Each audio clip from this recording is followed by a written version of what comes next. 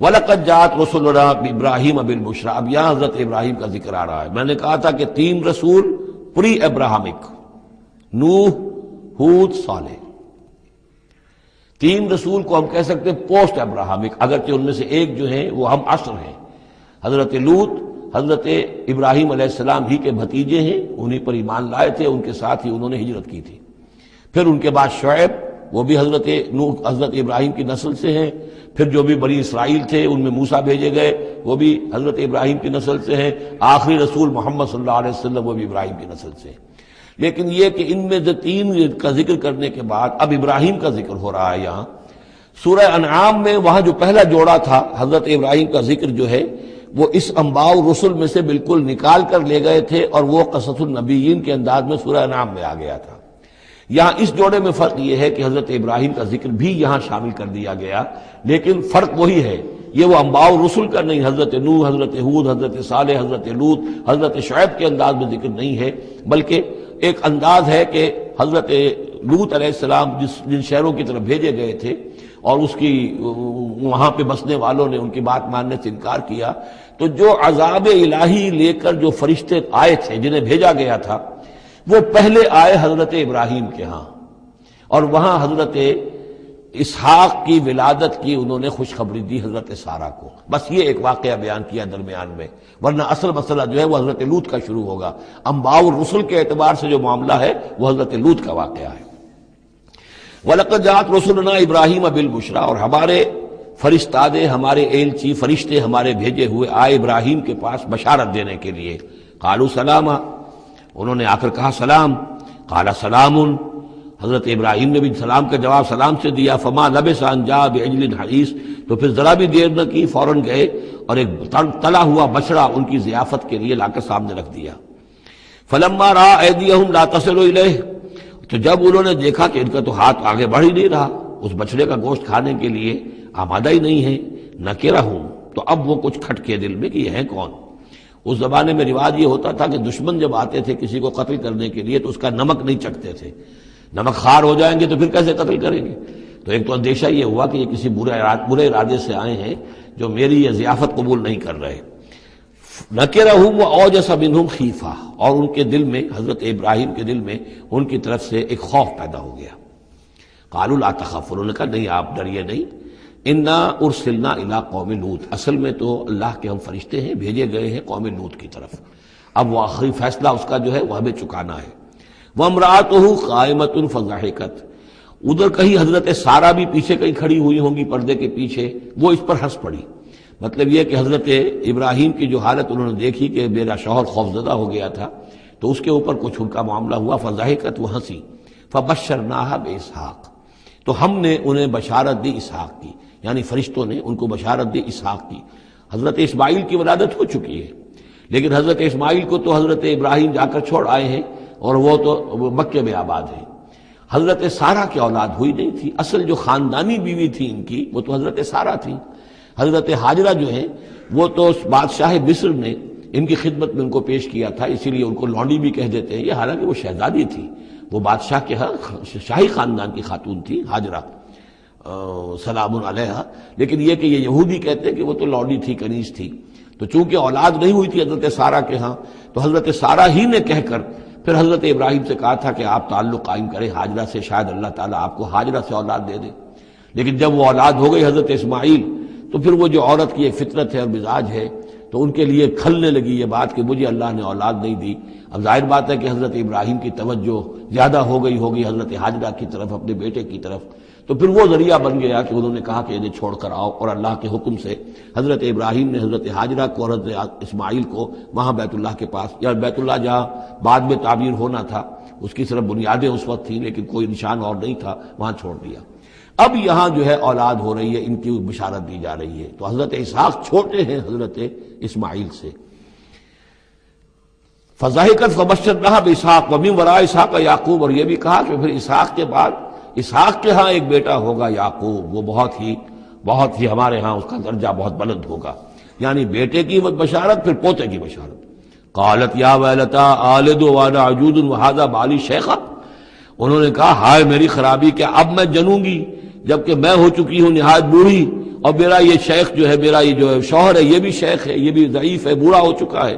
ان ھذا لشیء عجیب، یہ تو بڑی عجیب بات جو آپ بتا رہے ہیں، یہ خوشخبری مجھے دے رہے ہیں اس بڑھاپے کی عمر میں کہ میرے ہاں بیٹا ہوگا۔ قالوا اتعجبین من امر اللہ، ان فرشتوں نے کہا کہ کیا آپ تعجب کرتی ہیں اللہ کے معاملے میں؟ اللہ کا فیصلہ ہے، اللہ جیسے چاہے پیدا کرے، ہم اللہ کی طرف سے خوشخبری دے رہے ہیں، اپنی طرف سے نہیں دے رہے۔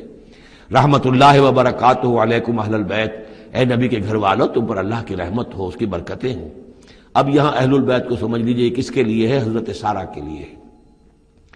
اہل بیت رسول ازواج مطہرات ہیں، ان کی ایکسٹینشن ہے جو حضور نے کہا ہے اللہم ہؤلاء اہل بیتی، اے اللہ یہ بھی میرے اہل بیت ہیں۔ حضرت فاطمہ، حضرت علی، حضرت حسن، حضرت حسین، وہ بھی اہل بیت میں، یہ ایکسٹینشن ہے۔ اہل بیت اصلاً نبی کی بیوی، یہاں پر کس کے لیے آ رہا؟ حضرت سارہ کے لیے، گھر والے۔ ہم کہتے بھی ہیں گھر والے، گھر والے کون ہوتے ہیں؟ گھر والی تو بیوی ہوتی ہے۔ قالوا اتعجبین من امر اللہ رحمت اللہ وبرکاتہ علیکم اہل البیت انہ حمید مجید، یقیناً اللہ حمید ہے اور مجید ہے، بہت بزرگ ہے، بڑائیوں والا ہے، اور اپنی ذات میں ستودہ صفات ہے۔ فلما ذهب عن ابراہیم الروع، جب ابراہیم کا خوف جاتا رہا، وجاءت البشریٰ، اور یہ بشارت پہنچ گئی، ان کے لیے خوشی کی بات تھی کہ اب سارہ کے ہاں بھی اللہ تعالیٰ بیٹا عطا کرے گا۔ یجادلنا فی قوم لوط، اب اس نے جھگڑنا شروع کر دیا ہم سے قوم لوط کے بارے میں۔ یہ مجادلہ جو ہے یہ تورات میں بڑی تفصیل سے آیا ہے کہ دیکھو تم جو جا رہے ہو، اگر اس شہر کے اندر، ان بستیوں کے اندر 50 آدمی بھی راست باز ہوں گے تو کیا کرو گے؟ کیا پھر بھی ہلاک کر دو گے؟ فرشتوں نے کہا نہیں، اگر 50 آدمی وہاں ہوئے، اگر راست باز ہوئے تو ہم ہلاک نہیں کریں گے۔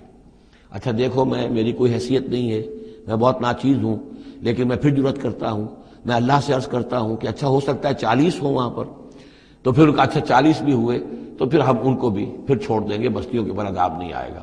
ہوتے ہوتے 5 پہ آ گئے، جس پہ کہ آخر میں کہا گیا کہ اے ابراہیم چھوڑو اب اس بات کو، اب یہ تمہارے رب کا فیصلہ آ چکا۔ وہاں ایک بھی نہیں ہے، تم 5 کی بات کر رہے ہو۔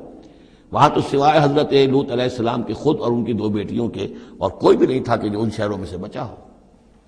تو یجادلنا فی قوم لوط، اب وہ قوم لوط کے بارے میں ہم سے جھگڑنے لگے، یعنی چونکہ وہ حلیم الطبع تھے، طبیعت میں نرمی تھی، وہی جو حضور کی طبیعت میں بھی تھی، حضرت ابوبکر کی طبیعت میں بھی تھی، اس وجہ سے انہوں نے کہا کہ عذاب سے بچنے کی کوئی شکل ہو سکے۔ ان ابراہیم لحلیم اواہ منیب، 3 الفاظ جمع کر دیے گئے۔ یقیناً ابراہیم بہت ہی حلیم بھی تھا، بہت ہی نرم دل تھا، اور بہت ہی اللہ کی جناب میں رجوع کرنے والا تھا۔ یا ابراہیم عارضا ھذا، تو اب کہا گیا ان سے کہ ابراہیم اب چھوڑیے، اب اس بات سے آپ ذرا قطع تعلق کیجئے۔ انہ قد جاء امر ربک، یہ تو اب آپ کے رب کا فیصلہ آ چکا ہے۔ وَإِنَّهُمْ آتِيهِمْ عَذَابٌ غَيْرُ مَرْدُودٌ، اب ان پر وہ عذاب آ کر ہی رہے گا جسے لوٹایا نہیں جا سکے گا۔ وَلَمَّا جَاءَتْ رُسُلُنَا لُوطًا سِیءَ بِهِمْ وَضَاقَ بِهِمْ ذَرْعًا، تو جب آئے ہمارے یہ فرشتادے بھیجے ہوئے، ہمارے یہ پیغامبر، یہ فرشتے لوط کے پاس، سِیءَ بِهِمْ، کہ وہاں پر یہ بھیجے گئے تھے بہت خوبصورت لڑکوں کی شکل میں، اور ان کے ہاں جو تھا معاملہ، آپ کو معلوم ہے کہ جو امرت پرستی ان کے ہاں تھی اور جو سوڈمی تھی، تو یہ لڑکے خوبصورت آ گئے تو اس قوم کے لیے، تو ان کے لیے جشن ہو گیا کہ ہمارے لیے شکار آ گئے ہیں بہت اچھے، لوط کے ہاں بڑے عمدہ شکار پہنچے ہیں، لہذا وہ سب غول کے غول اب آ رہے ہیں، حضرت لوط علیہ السلام کے گھر پر چڑھائی کر رہے ہیں۔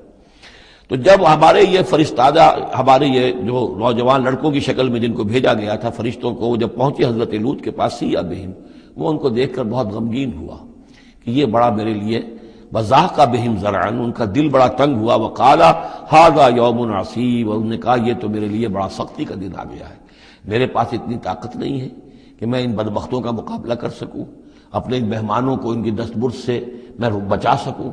اور وہ لوگ جو ہیں وہ جانتے تھے جس قسم کی خبیث ان کی تباہی ہو چکی تھی کہ وہ کسی اپیل اور کسی دلیل سے بعد آنے والے نہیں ہیں، تو اس سے ان کے دل کے اندر جو ہے وہ ایک عجیب کیفیت پیدا ہوئی۔ سِیءَ بِهِمْ وَضَاقَ بِهِمْ ذَرْعًا وَقَالَ هَذَا يَوْمٌ عَصِیبٌ وَجَاءَهُ قَوْمُهُ يُهْرَعُونَ إِلَیْهِ، اور اب آئی اس کی قوم اس کے پاس والہانہ دوڑتی ہوئی، بڑے خوشی سے ناچتے ہوئے آ رہے ہیں کہ آج تو ہمارے لیے جو ہے وہ بہت ہی عمدہ شکار پہنچ گیا ہے۔ وَمِن قَبْلُ كَانُوا يَعْمَلُونَ السَّیِّئَاتِ، اور وہ پہلے ہی سے ان گندے کاموں کے اندر ملوث تھے۔ قَالَ يَا قَوْمِ هَؤُلَاءِ بَنَاتِي هُنَّ أَطْهَرُ لَكُمْ، حضرت لوط نے فرمایا کہ دیکھو میری قوم کے لوگوں، میری بیٹیاں موجود ہیں، وہ تمہارے لیے بہت پاکیزہ ہیں۔ اس کے 2 معنی کیے گئے، ایک تو یہ کہ بیٹیوں سے مراد ہے کہ جو جو تمہاری بیویاں ہیں وہ میری بیٹیوں کے مانند ہیں. نبی جو ہوتا ہے وہ گویا کہ قوم کے لیے والد کی جگہ ہے، جیسے کہ قرآن مجید میں وازواجہ امہاتہم، حضور کی تمام ازواج جو ہیں وہ پوری امت کے لیے ماؤں کے درجے میں ہیں. تو گویا کہ میری بیٹیاں ہیں، اللہ نے تمہارے لیے ان کو پیدا کیا ہے، تمہارے لیے جوڑا بنایا ہے. وہ پاک جو ہے تمہارے لیے راستہ اپنی شہوت کی کے تقاضے کو پورا کرنے کے لیے صحیح راستہ اس کو چھوڑ کر. اور یہ بھی ہو سکتا ہے کہ انہوں نے اپنی بیٹیوں ہی کو پیش کیا ہو کہ تمہیں اگر کرنا ہی ہے تو نکاح کر لو، میں اپنی بیٹیاں تمہیں نکاح میں دینے کو تیار ہوں، لیکن میرے جو یہ مہمان ہیں ان کے بارے میں مجھے رسوا نہ کرو. قال یا قوم ہؤلاء بناتی ہن اطہر لکم فاتقوا اللہ ولا تخزون فی ضیفی، تو اللہ کا خوف کرو اور دیکھو مجھے میرے مہمانوں کے معاملے میں رسوا مت کرو. الیس منکم رجل رشید، کیا تم میں کوئی ایک آدمی بھی شریف اور کوئی ایک آدمی بھی نیک چلن نہیں رہا؟ یعنی کوئی تو تم میں سے ایسا نکل آتا جو میرا ساتھ دیتا، جو میری ہاں میں ہاں ملاتا. تم میں تو معلوم ہوتا ہے کہ کوئی ایک شخص بھی شریف النفس باقی نہیں رہا. قالوا لقد علمت ما لنا فی بناتک من حق، انہوں نے کہا کہ اے لوط تمہیں خوب معلوم ہے تمہاری بیٹیوں پر ہمارا کوئی حق نہیں ہے. اس سے معلوم ہوتا ہے وہ دوسری ہی بات ہی زیادہ راجح ہے. وَإِنَّكَ لَتَعْلَمُ مَا نُرِيدُ، اور تم خوب جانتے ہو جو ہم چاہتے ہیں. یعنی باتیں مت بناؤ، ہماری توجہ جو ہے ادھر ادھر لے جانے کی کوشش نہ کرو. تم جانتے ہو ہم جو چاہتے ہیں، جس کے لیے ہم حاضر ہوئے ہیں، جس کے لیے ہم پہنچے ہیں. قَالَ لَوْ أَنَّ لِي بِكُمْ قُوَّةً، انہوں نے کہا کاش کہ میرے پاس تمہارے مقابلے کے لیے کوئی طاقت ہوتی. او آوی الی رکن شدید، یا میں کوئی قلعہ ایسا ہوتا جس میں مضبوط میں جا کر پناہ لے لیتا اور تم سے اپنے آپ کو اور اپنے مہمانوں کو بچا لیتا. یہاں ہے اصل میں حضور صلی اللہ علیہ وسلم کی ایک حدیث میں الفاظ آئے ہیں یرحم اللہ لوطا لقد کان یاوی الی رکن شدید، اللہ تعالیٰ رحم فرمائے لوط پر، وہ ایک مضبوط قلعے میں تھے، اللہ تعالیٰ کی حفاظت تو انہیں حاصل تھی. لیکن یہ کہ اس وقت جو صورت بن گئی تھی ان کے لیے، جیسے جب جادوگروں نے جو اپنے انچھر پھینکے تھے اور وہ بھی بن گئے تھے فرعون کے دربار میں، وہ بھی شکل اختیار کر لی تھی انہوں نے سانپوں کی، تو حضرت موسیٰ پر بھی وقتی طور پر خوف طاری ہو گیا تھا. تو بن بنائے طبع بشری خوف کا ہو جانا یہ کوئی نبوت کی عصمت کے منافی نہیں ہے. تو یہاں پر بھی اللہ تعالیٰ کی حفاظت تھی، اور جیسا کہ آیا فرشتوں نے پھر ذرا سا ایک ہاتھ ہلایا اور سب کے سب اندھے ہو گئے.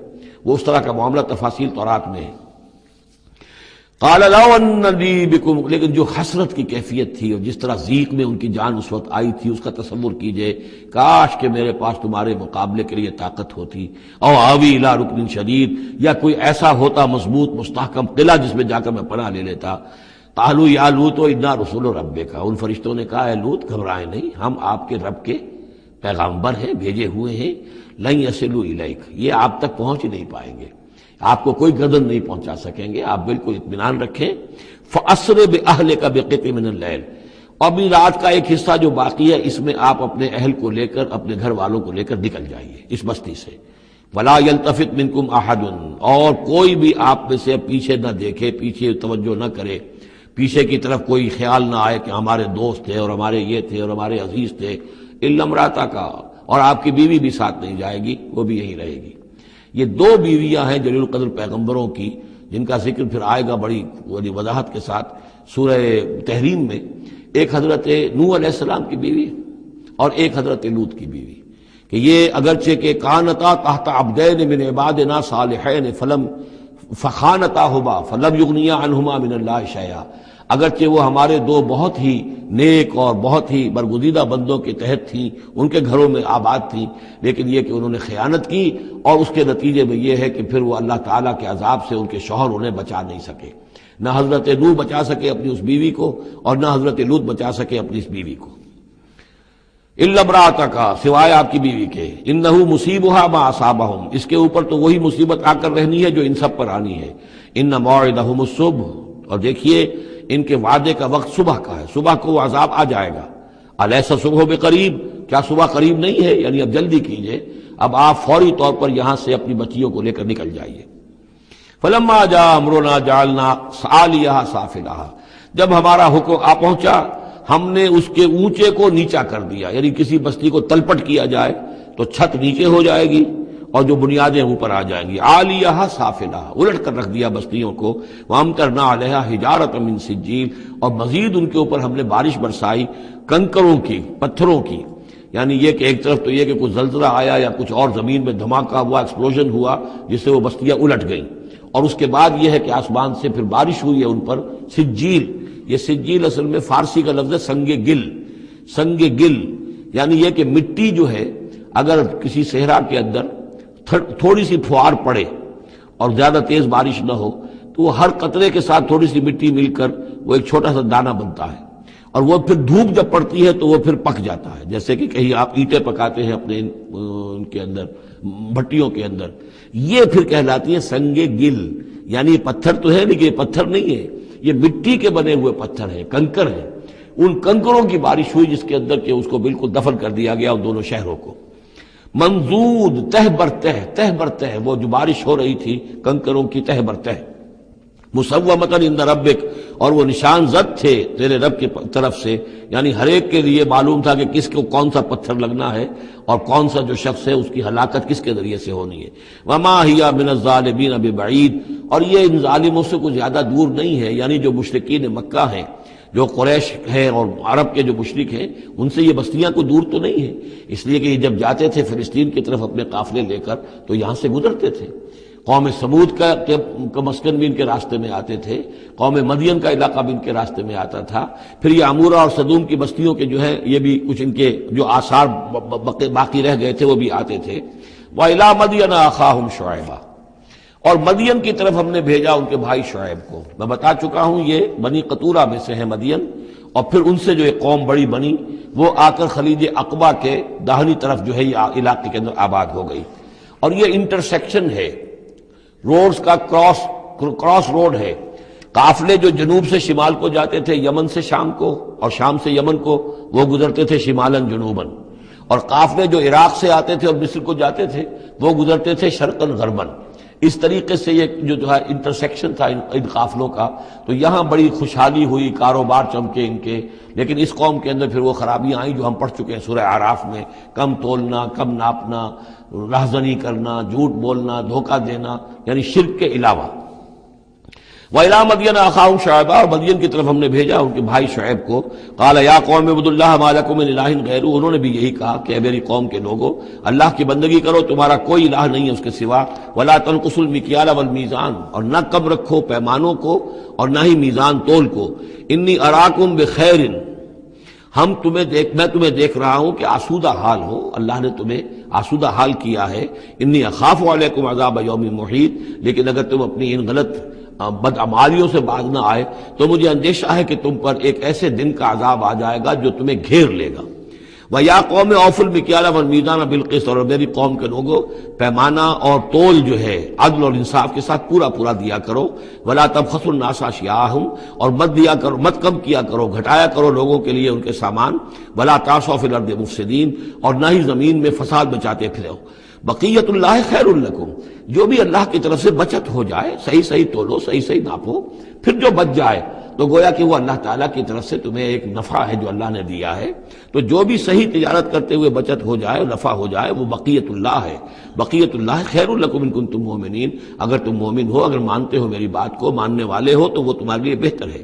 وما انا علیکم بحفیظ، لیکن میں تمہارے اوپر کوئی نگران اور نگہبان نہیں ہوں، میں ٹھیکیدار نہیں ہوں، میرا کوئی زور تم پر نہیں چل رہا، میں تمہیں سمجھا رہا ہوں اور نیکی کی تلقین کر رہا ہوں. قالوا یا شعیب وصلاتک تأمرک ان نترک ما یعبد آباؤنا، انہوں نے کہا اے شعیب کیا تمہاری نماز تمہیں اس بات کا حکم دیتی ہے کہ ہم چھوڑ دیں ان کو کہ جن کو پوجتے تھے ہمارے آباء و اجداد.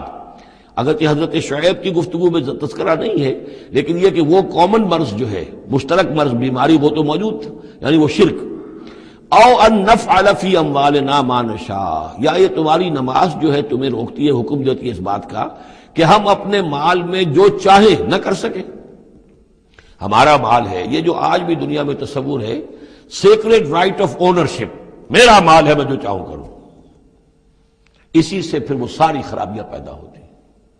مال آپ کا ہے، اللہ کی امانت ہے، آپ کے پاس ہے، مالک اللہ ہے، لیکن اس میں اللہ کے حکم کے مطابق تصرف کرنا ہے. یہاں کوئی سیکریڈ رائٹ آف اونرشپ نہیں ہے. یو آر ٹرسٹیز، یہ امانت چند روزہ نزد ماست، در حقیقت مالک ہر شے خداست. یہ تو چند دن کی ایک امانت ہے تو ہمارے پاس جو ہے، ورنہ حقیقت میں تو مالک حقیقی ہر شے کا اللہ ہے. تو جب انسان مالک اپنے آپ کو سمجھتا ہے فی اموالنا، تو پھر ما نشاء، جو ہم چاہیں گے کریں گے، اور نفعل فی اموالنا ما نشاء، تو تم ہمیں روکنا چاہتے ہو اس چیز سے۔ تمہاری نماز اور دینداری جو ہے اس نے تمہیں یہی سکھایا ہے کہ ایک تو ہمارے معبودوں سے ہمیں برگشتہ کرو، اور دوسرے یہ کہ ہمیں یہ کہو یہ کرو یہ نہ کرو، ہمارے مال ہیں ہم جیسے چاہیں گے اس کے اندر معاملہ کریں گے۔ انک لانت الحلیم الرشید، ہاں ایک ہی تم ہی تو رہ گئے ہو کہ جو بہت نیک ہو باوقار ہو، باقی تم ہم پر تنقیدیں کر رہے ہو، ہمیں کہہ رہے ہو کہ ہم غلط کام کر رہے ہیں۔ قال یا قوم ارأیتم ان کنت علی بینۃ من ربی، انہوں نے وہی بات فرمائی میری قوم کے لوگوں، سوچو اگر میں پہلے سے بھی اپنے رب کی طرف سے بینہ پر تھا، میری فطرت صحیح تھی، میرا کردار صحیح تھا، میں تمہارے ہاں ایک نیک انسان کی حیثیت سے معروف تھا، جیسے حضور الصادق الامین کی حیثیت سے متعارف تھے، وَرَزَقَنِي مِنْهُ رِزْقًا حَسَنًا، اور اللہ تعالیٰ نے اور اپنے پاس سے مجھے اچھا رزق دیا ہے، وحی آئی ہے، نبوت مجھے مل گئی ہے، وَمَا أُرِيدُ أَنْ أُخَالِفَكُمْ إِلَىٰ مَا أَنْهَاكُمْ عَنْهُ، اور میں یہ ہرگز نہیں چاہتا کہ جس چیز سے تمہیں میں روک رہا ہوں، تمہیں اس سے روک کر میں خود وہی کام کرنے لگوں۔